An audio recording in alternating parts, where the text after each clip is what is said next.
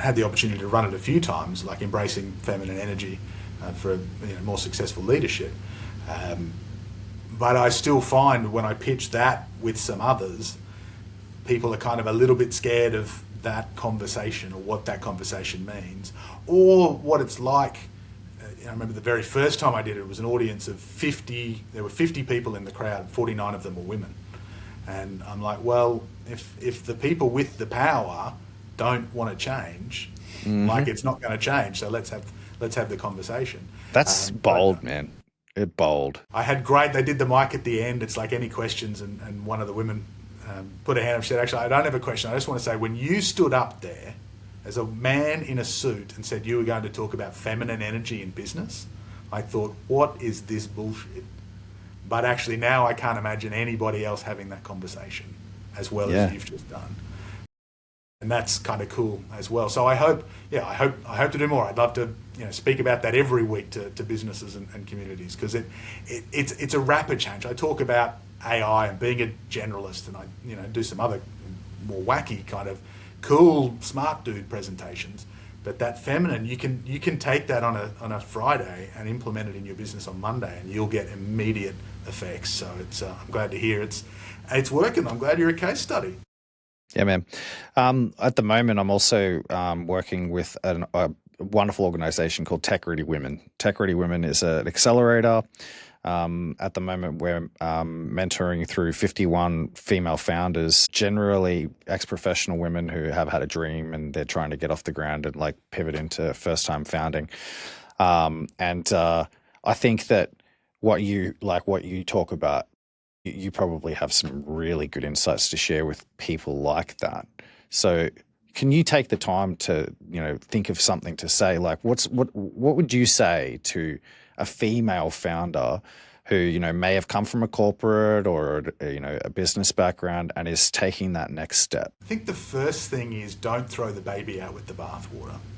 This is a common mistake I see, especially when I talk about like the female-led law firms that I'm increasingly doing some work with. Which I never would have got if I didn't have a strong female co-founder in my beautiful wife. They know what they don't want, but they tend to throw it all out.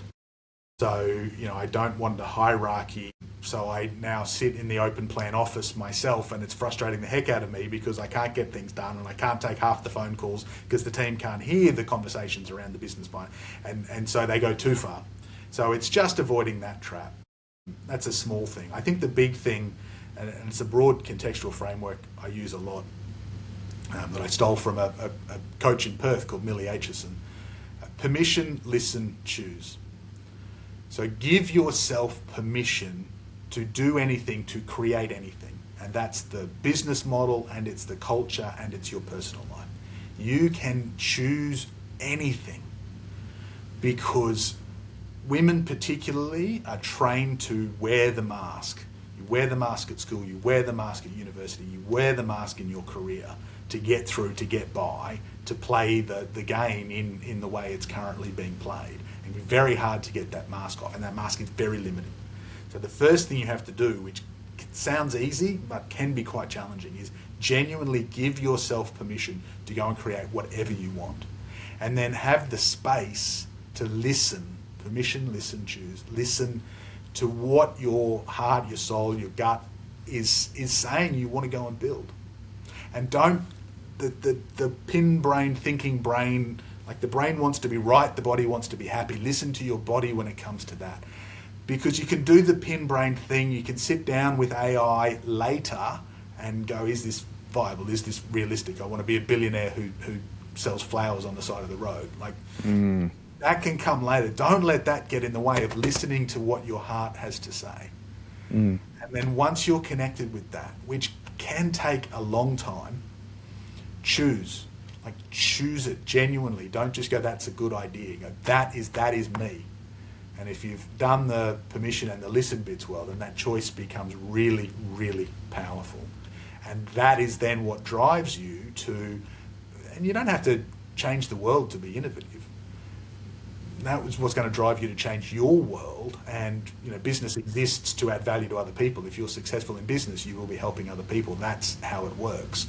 And so if you choose what is going to work for you and your heart and soul, then that is going to go out and help other people.